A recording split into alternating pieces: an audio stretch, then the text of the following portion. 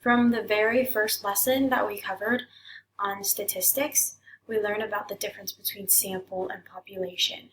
Here we're looking at mean, variance, and standard deviation and how they are symbolically different. Sample is represented in means as x bar, whereas in population as mu. Variance is with a big S squared, and in population with a small sigma squared. Standard deviation is taking the square root of the variance. We can say that x bar, the mean of a sample, is an unbiased estimation of mu. So if we were only given the sample data, we can just calculate, and they ask for the mean, we can calculate the x bar and assume that that is an unbiased estimation for mu if they ask for population. Similarly, Sn is an estimation of sigma, but it's not the other way around. So standard deviation with frequency. When provided a grouped data, so they give you a group of data, like a set, with various frequencies, standard deviation becomes this. So we first have Sn in this form, but when we're given grouped data that have frequencies associated with them, then the equation becomes this. So instead, the only difference is one, you're multiplying with the frequency in the numerator, as opposed to previously when it's not group data, you're summing all the terms up from 1 through n. Let's take a look at an example. So here the question is asking you, there is score and frequency on a table, and they want you to figure out what standard deviation is. So remember from previously, okay? So the right-hand side, that Sn, is the equation that we're going to use to calculate standard deviation when we're given frequency information. So let's start with the first column. This is a little bit long. The first column illustrates the scores from 1 through 5. The second column illustrates the frequency. So from then on, we multiply f with x, right? The product, we've seen this before. So 1 multiplied by 1 is 1. 2 multiplied by 2, row 2 is 4, etc.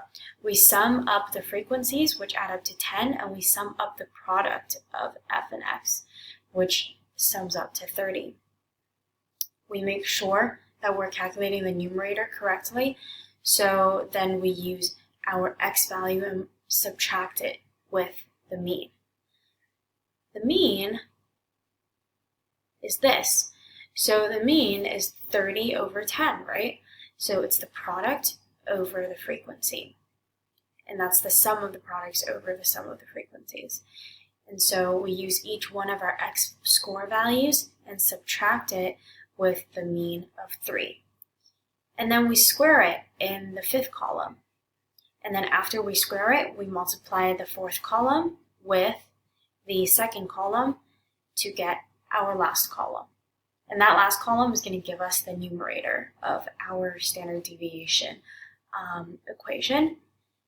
And then from that, it is a big sigma, which means we have to sum it up. And so you see the total being 12. With that, we can easily calculate the standard deviation by dividing it by the number of terms, which is 10, and then taking the square root. So that's 12 over 10 and square rooted. That gives us approximately 1.1.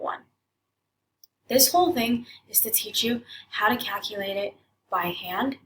And these are the different steps to figure out the standard deviation when given frequency values. You can also calculate from your TI-84. So it's the exact same, using the exact same data as before. What you do is you go to your TI calculator, you click on Stat, and there's Edit. You click on Edit, and then you can input all the data points in columns 1 and 2. You can then click on Stats again after you input the score and the frequency data in those 2 columns, and then you scroll to the second tab, which is Calc. First tab is Edit, the second tab is Calc, and then you click on one var stats. And with that, you press enter, and that's going to give you this screen that we see up here now.